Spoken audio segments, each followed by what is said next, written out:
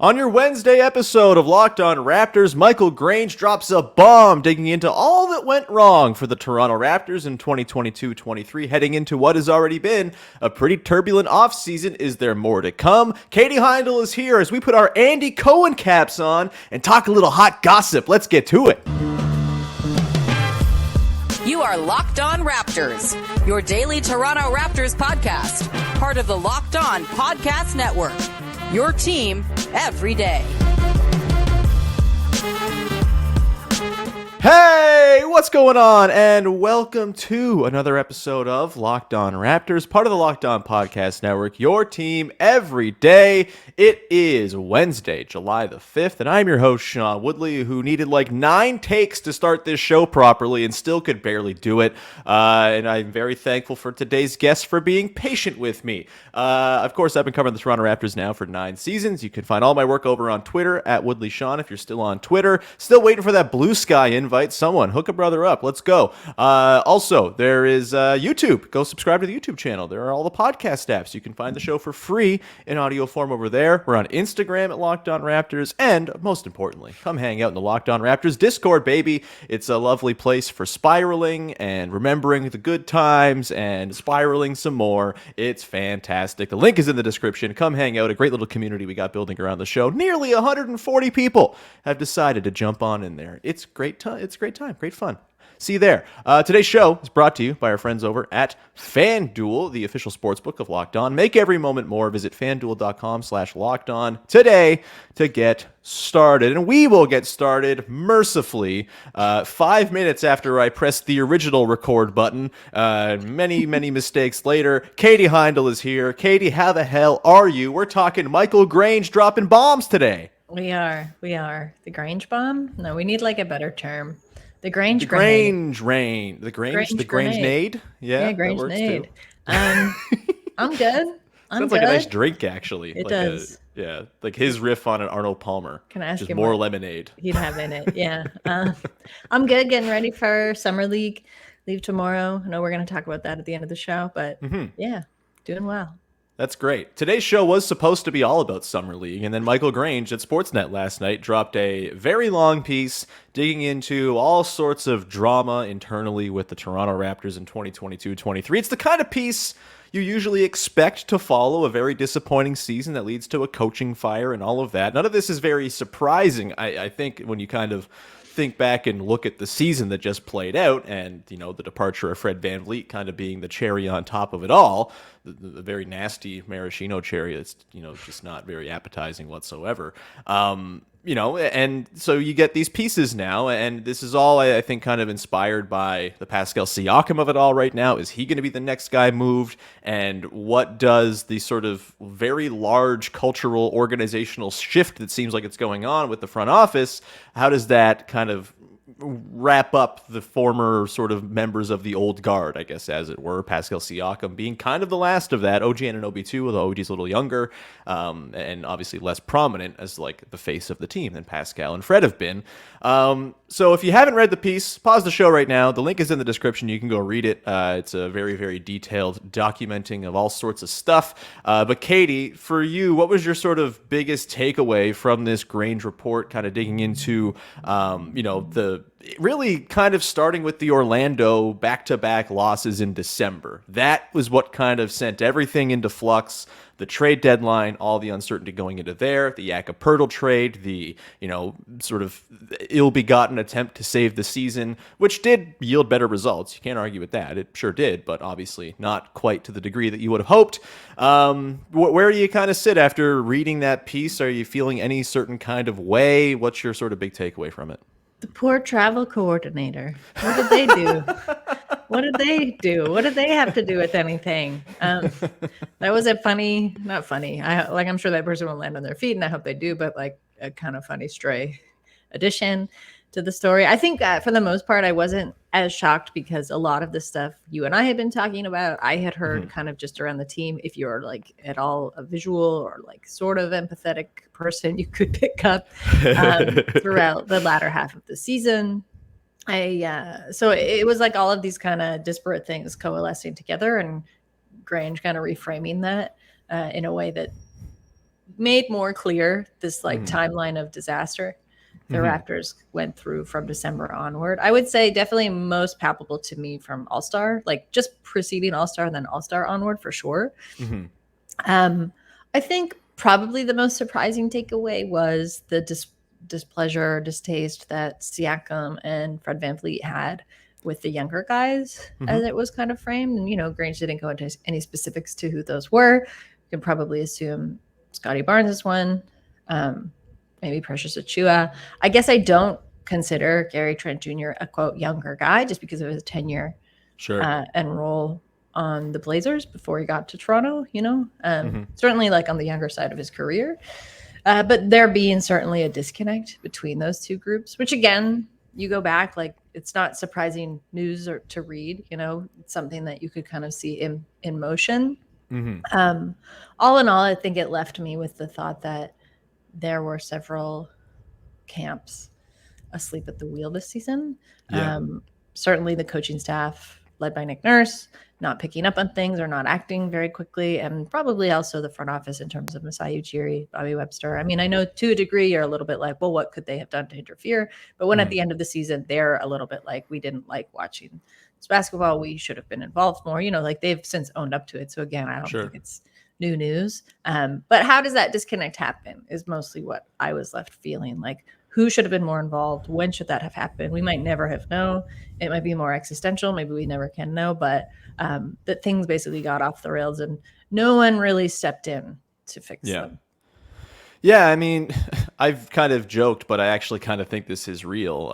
It really just feels like a story about the inability for Zoomers and millennials to ever see eye to eye. It just...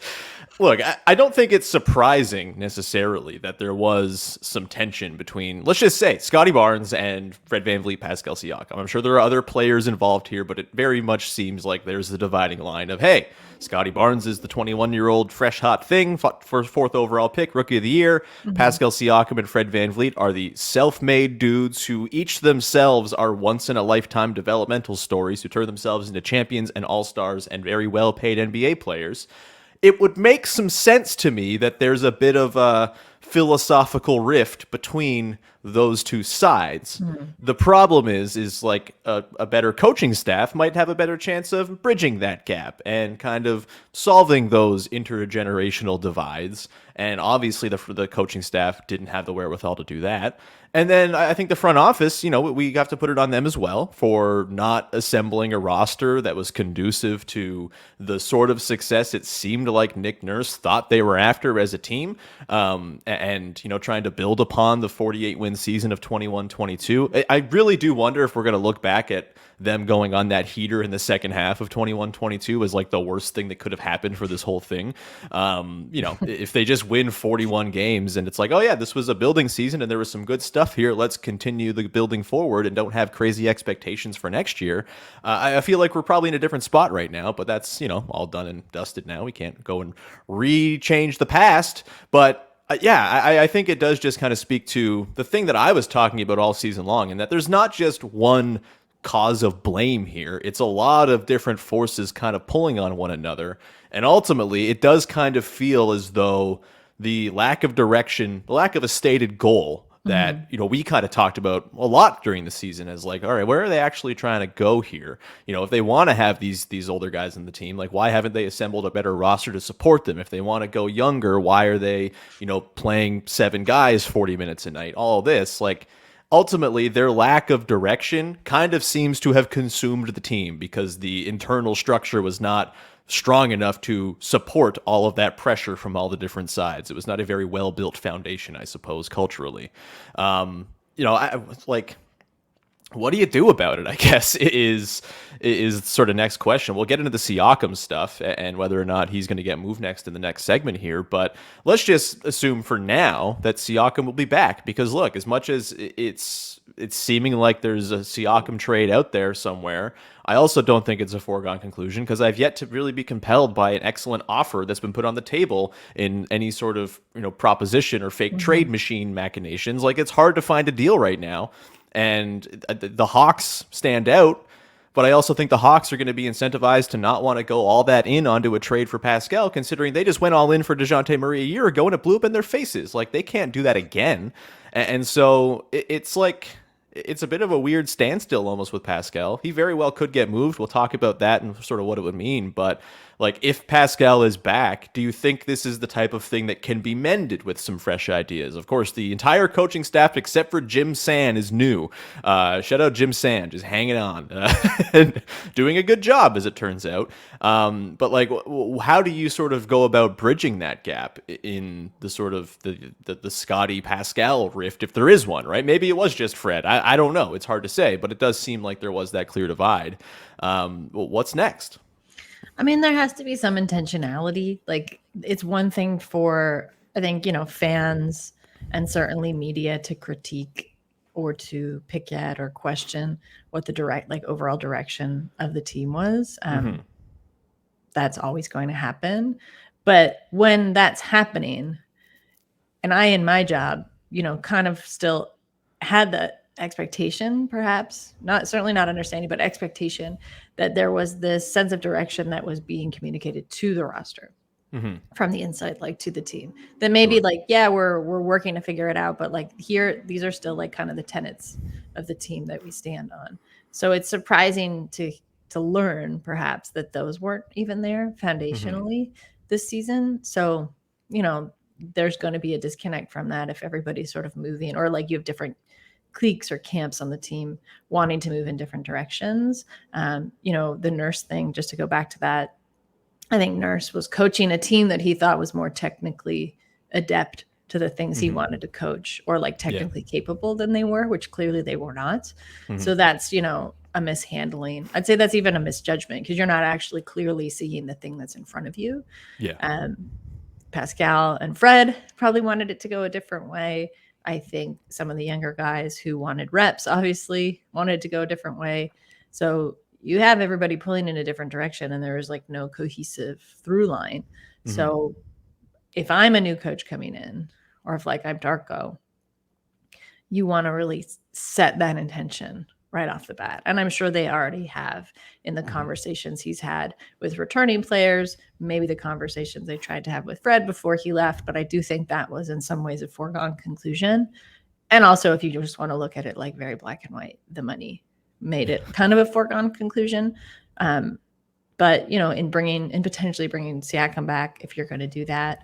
And I think we'll see that as early, honestly, as Summer League, because it's going to set intention for some of those guys that'll be kind of shuttling, I think, back and forth between 905 and the Raptors again this season. But there has to be some definition, certainly better definition of what there was last season, and a new coaching staff, like a almost completely new coaching staff, does that by design.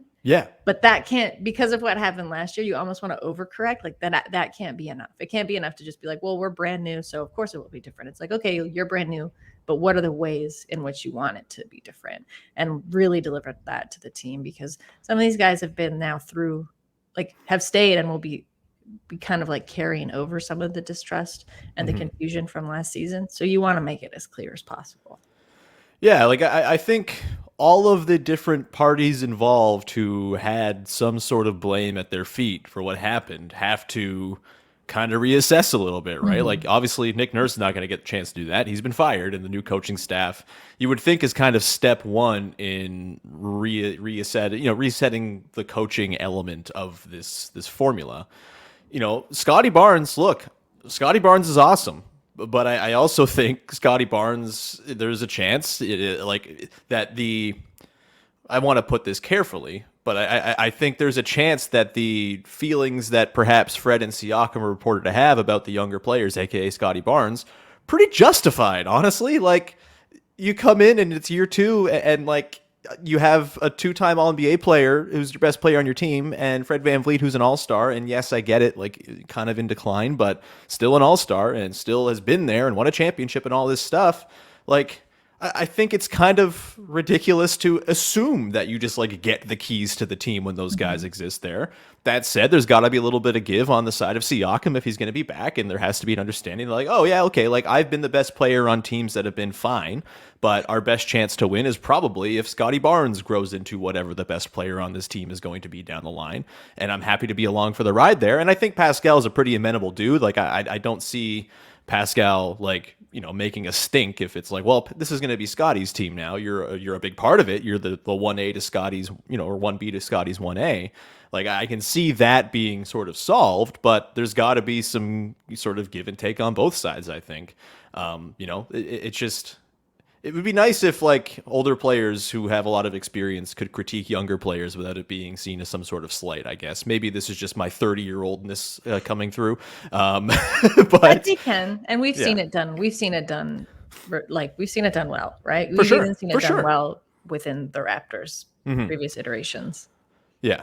And then the front office has to, put a roster together that makes some sense too. It's we're running long here. We're going to come back on the other side. We're going to get into Siakam of it all and sort of the idea of like, is maybe just ripping off the Band-Aid the thing to do right now, as much as it sucks. We'll get to that in a second. Before we do that, however, got to tell you about our friends over at FanDuel, who are the #1 sports book in the land. And if you're a Major League Baseball fan, now's a great time to take your first swing at betting MLB on FanDuel and get 10 times your first bet amount in bonus bets up to $200. That's right. Just bet $20 and you'll land $200 in bonus bets, win or lose. That's $200 you can spend on betting everything from the money line to the over-under to who you think is going to hit the first home run in the All-Star game, all on an app that's safe, secure, and super easy to use. Plus, when you win, you get paid instantly. There's no better place to bet MLB than on FanDuel, America's #1 sportsbook. So sign up today. Visit FanDuel.com/lockedon to get $200 in bonus bets. That's FanDuel.com/lockedon. FanDuel, official partner of Major League Baseball.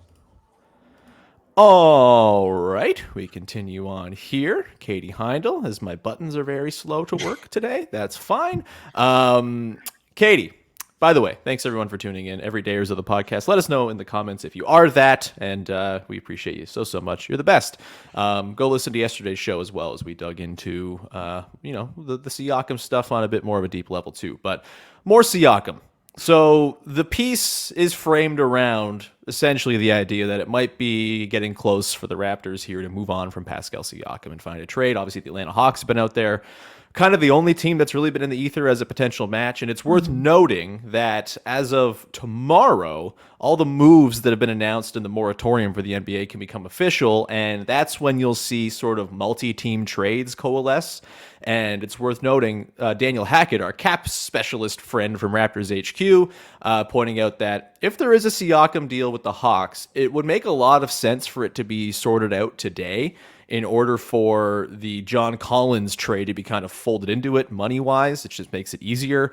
That's not to say it's going to happen. It could always happen at a later date, but it's something to watch today if they're trying to get this thing done quickly, if there is a trade even to be made, which again, I don't think we've seen any sort of real notable proposals, shared out in the ether or anything like that. But one of the other takeaways I had from this piece, Katie, and this pains me as a dyed-in-the-wool Pascal Siakam appreciator and a run-it-back card-carrying member of Club Run It Back.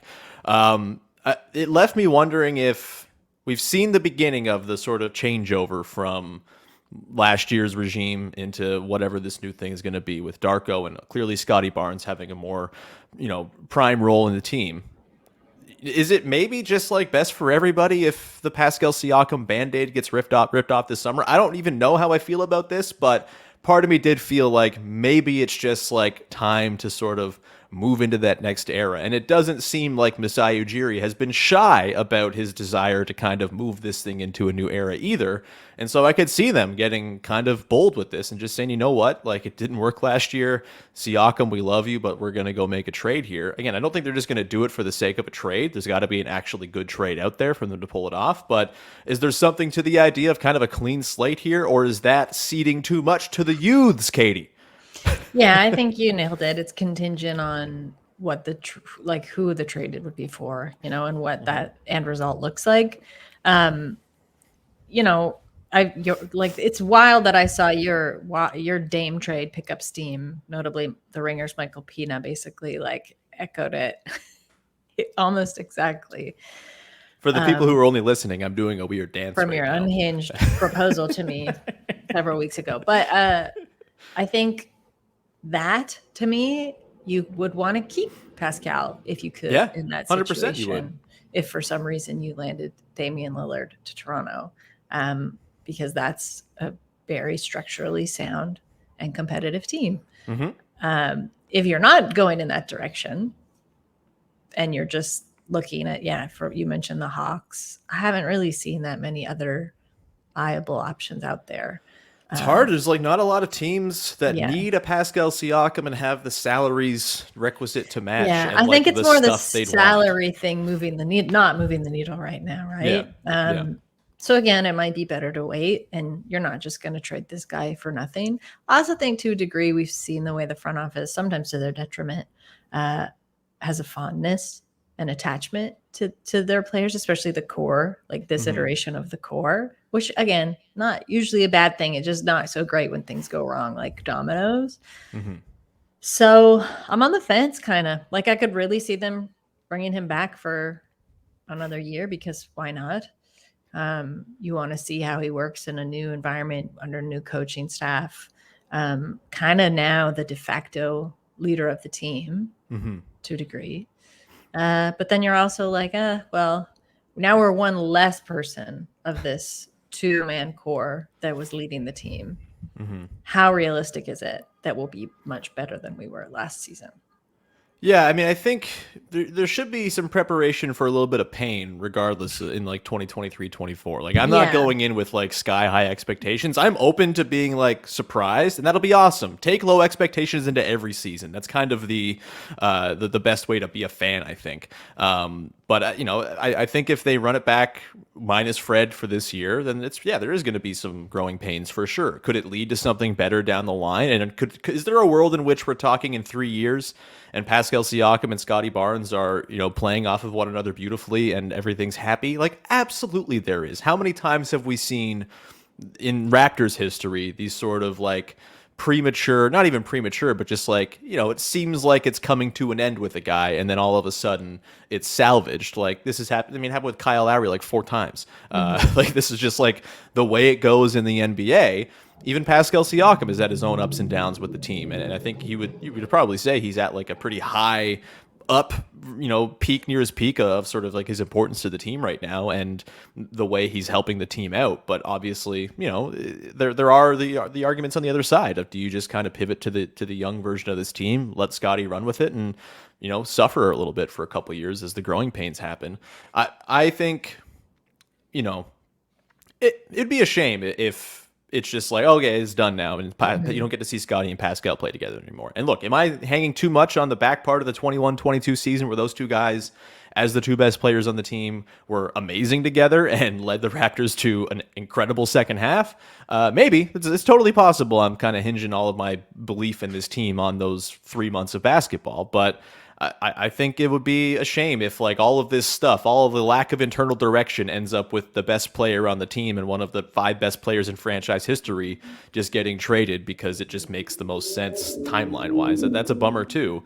And it is like on the front office, I would say, for allowing it to get to this point where, there's this exodus of talent that might be going on, even if the talent is not, championship level. I guess I want to ask you sort of your feelings on if this is kind of the end. I mean, it is the end. The Fred Pascal era is over. It's done.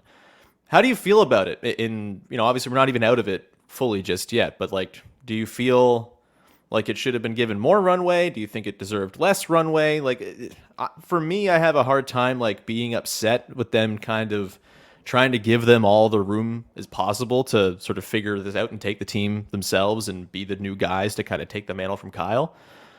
They earned it, right? Like, they put in a lot of work in their early years, were part of a championship team. I think they absolutely deserved the shot to run their own team. And I think the runway was warranted. And even though it wasn't like a championship level team, and I don't think they were ever going to lead the Raptors to super high end success, I still didn't really care because it was fun to watch our dudes who kind of came up with the team and were such part of the fabric of what the team was. it's a little sad that it's kind of all over, even though I know the ultimate goal was probably never going to be reached. That doesn't have to be the case for every single team, I think. And there's joy to be kind of gleaned from teams that come a little bit short. But I'm not sure. This is a weird one to kind of end. It's like a very sort of rushed, shortened by pandemic and sort of Tampa season era that feels a little incomplete to me. Mm-hmm. I think there'll always be that question mark around the Raptors franchise specifically. Every team had this disruption of the pandemic. Mm-hmm. The Raptors certainly felt that a bit heavier. And I think there were some progressions that were just like dead-ended, that we'll never get to see, others that we haven't really seen come to fruition or are just kind of catching up now. I think of somebody like Pascal Siakam's development that was just cut short because he couldn't play basketball for months and months and months at a time. I think I'll be very interested, though I feel like no one wants to talk about it, just like the psychological impacts of a season like Tampa. Because to me, I think the biggest surprise is that Pascal Siakam and Fred VanVleet were set up to be leaders and didn't, to me, really fully step into that role with this team. Some of that, of course, going to be buy-in, by the younger guys on the roster. But you have to make people believe in you, and you have to be willing to step into that. And, Fred, like, I'm really going to miss Fred, just like it in the locker room, like as someone who kind of like is the leader of the team, and that he always took accountability, was like super eloquent and like pointing things out. So I don't want this to sound like he's not an accountable person, because he always certainly was to media in that sense. But there still has to be a willingness to work with people that, frustrate you or like want to bring them along. And again, we only know maybe less than half of it because we're not in the locker room, but they're just different styles of leaders. But maybe we didn't get to see them fully come into that for whatever reason. So I think that might be the biggest question mark left over for me. You always knew it was going to come to an end. We probably didn't think it would come to an end in this way, where it's like almost being broken up and like sold off for parts. It now feels like, but that sometimes just happens with a basketball franchise. I don't know. Life comes fast in the NBA. It really does. You can't really begrudge them too much, considering all the other factors, that have been at play these last few seasons. But yeah, probably for me, it's just this like, well, they were handed their reins to the team, so to speak. And I'm not sure they really like saw it through to the fullest they could have. Yeah, it's an interesting one. We're going to, by the way, do like a full retrospective on Fred's time in Toronto. We will do that. It feels a little bit close to everything right now to kind of dive in. And, people have their feelings about Fred that are weird. But we'll do a good look back. Probably you and I, as I know, like your very first appearances on the podcast were to talk about Fred VanVleet in his rookie season. Yeah. Very fond memories. Very much, this guy's going to be somebody. Yeah. And hell, you were right. But yeah, we're going to leave it there. Fred VanVleet, of course, got his first start in NBA Summer League. And we're going to talk about Summer League coming up in just a sec, as Katie is headed off to Vegas tomorrow.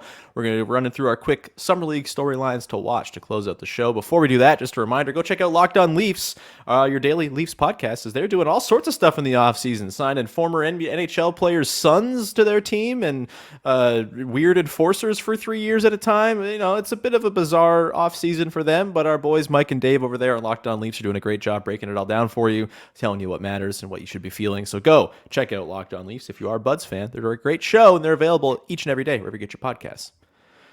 All right, Katie, let's round it out here. Summer League. It's coming up. It's very exciting. Grady Dick, his first time in a Raptors jersey. Pat Delaney, one of the Raptors' new assistant coaches, one of the front benchers, will be coaching the team. Obviously, they announced the Summer League roster yesterday. No, it's not studded with I remember that guy or anything like that. There's Grady Dick. There, Christian Coloco has a respiratory thing, so he's going to be out. Jeff Doughton had surgery. He's not going to be playing. We know Delano Banton's not on the Raptors anymore, so he won't be there. But there will be Grady Dick. There will be Marquise Noel. There will be Moses Brown, I guess. What are your sort of Summer League storylines to watch, Katie, as you get set to head down to Vegas in the scorching heat? I like that it's not so much like remember these guys. That was a big issue last year. Rodions Kiric had no business being on that roster. So it was nice that there were no surprises in that sense. I like that there's so many. This is like a very 905 heavy roster. I like that. I think that's what you want to do. You want to give shots to those guys, right? To make the team if they can, because they've been putting the work in with your G League team. I'm pretty excited to see. I mean, I think the storyline should just be seeing like Marquise Noel and Grady Dick play. Pretty excited to watch those guys, and see them in the flesh and in person and also play together. I don't really have a sense of what this team will be and look like. I think that was shaped certainly last year and the year prior, just with some of your like Delano, Banton, I think certainly shaped the tenure of things last year at Summer League. And I'm going to miss that. I'm, again, really happy for him. That's a good move by the Celtics. It's kind of a silly move to me by the Raptors to not sign someone who you want to develop when you said this is your season. You're focusing on development. Yeah. Again. It was weird on Delano. It was weird that they said we're going to develop. I frankly, I don't really think Delano Banton's an NBA player, so I'm not upset. He literally is. So I just refuse. No, I hate this line of. This is not a good line of dialogue because it's not true. Fair. It's literally untrue. Anyway, so and I think the way that they played also the season prior with Scottie Barnes is just like things were kind of fast and like a bit erratic. I don't know if it'll look like that this year. Maybe like more heavy shooting, but yeah, I think it'll be fun. It's always like a fun, scrambly style of basketball to watch. Yeah, I mean, always you gotta guard against overreacting to Summer League. Please don't overreact to Summer League. Or you can. I think within the context of Summer League, it's fine to overreact. Kings fans had a fun time overreacting last year, and I guess that paid off in the long run. So good for them. But I think I'm really excited to watch Grady Dick. I just getting to see his shooting in the flesh, I think is going to be an absolute blast. And I'm curious to see if there's sort of any any sprinklings of, is he creating himself a little bit? Does he have a little put it on the deck to his game, that type of stuff, see what kind of limits he can go tap into. Because I would imagine he's going to be a little bit more featured on this team than he will be on the Raptors proper next year. Yes. So let's see what kind of he can kind of tap into. And I do think Marquise Noel, I know I've seen some folks out there be like, well, he's going to get regular minutes on the Raptors this year. And I think that's maybe a stretch for a rookie undrafted 5'8" guard. But I'm really excited to see how he organizes things, because I do think a big thing that's been missing from Raptors 905 in recent years is an organizing point guard to just kind of set the table for everybody else and uplift everybody else's game. There's not been that sort of, amplify others style of point guard on the team. And so I'm fascinated to see if Noel can kind of create that environment where everyone's just kind of getting their looks off because their point guard is making sure they're eating. I think that's going to be a big part of the Summer League team. But most importantly, I think 905, if you're trying to get that back to being like a developmental hub, having a real point guard who can actually run normal offense and actually just kind of get things settled down, I think is super important. It's frankly, honestly, not to go back to Delano Banton, but it's the problem I had with Delano Banton as the point guard of the 905. It's just he's got some stuff to him. I don't think he's got NBA role player stuff to him, and I think that is the problem that they ran into. But yeah, either way, I'm fascinated to see Grady Dick and Marquise Noel work off one another. And, I guess we'll get some inkling of how the Raptors themselves want to play with Pat Delaney being the assistant coach. I don't think we're going to see a full on, this is what the exact offense is going to look like. But I'm sure there will be some inkling as to their preferred style. That's kind of the fun of not having seen a Darko Rajakovic coached team is how are they actually going to do this thing? And what's it all going to look like on the floor? How are they going to play defense? Obviously, you can't really implement a real defense in Summer League without your actual players and more time to instill principles, but I think we'll get some sort of hints as to the style of play they're going to go for. Do you have any last parting shots or thoughts on Summer League before we wrap up here, Katie? Nope. Cool. You're mad at me for my Delano Banton skepticism. That's fine. We'll be back again tomorrow as Vivek Jacob will be along, and we'll, talk about whatever's new in the world that is the Toronto Raptors this summer, which is never boring. There's stuff all the time to dig into, and we will do that with Big V tomorrow. In the meantime, thank you so much for tuning into the show. Please follow, subscribe to, rate, and review the podcast for free wherever you get your podcasts. Go check out all of Katie's wonderful work over at Basketball Feelings, at Dime, at Gaming Society, at TVO with Big V, all the different places. Go check out Katie's work and find me on all the socials at Woodley Sean, at Locked On Raptors, all that good stuff. Locked On Raptors Discord in the description. And we're done plugging stuff. We're wrapping it there. Thanks so much. Bye-bye.